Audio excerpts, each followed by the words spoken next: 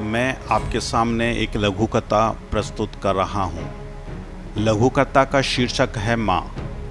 इसकी लेखक हैं डॉक्टर अलका जैन आराधना।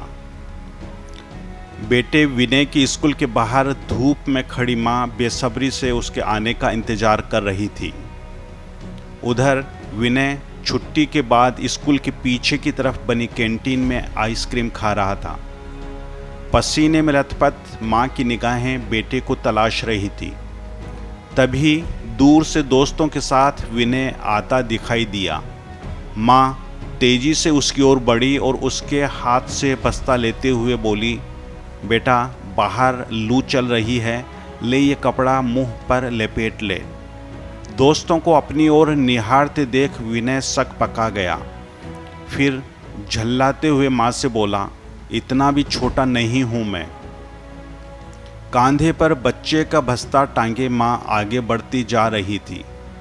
तभी स्कूल की वैन में बैठते दोस्तों को देखकर विनय को कुछ याद आया। माँ से बस्ता लेकर उसने चुपचाप दोस्त का टिफिन निकाला और वैन की ओर बढ़ने लगा। वैन के नज़दीक पहुंचकर विनय ने सुना कि उसका दोस्त वैन में किसी से कह रहा था, कितना किस्मत वाला है विनय, उसके पास माँ है जो उसके लिए प्यार से खाना बनाती है, तपती गर्मी में उसे लेने स्कूल आती है। लेकिन विनय को माँ की कोई कद्र ही नहीं है। वह तो मेरे टिफ़िन का फास्ट फूड खाने के लिए अपनी माँ के हाथ का बना स्वादिष्ट खाना भी मुझे खिला देता है।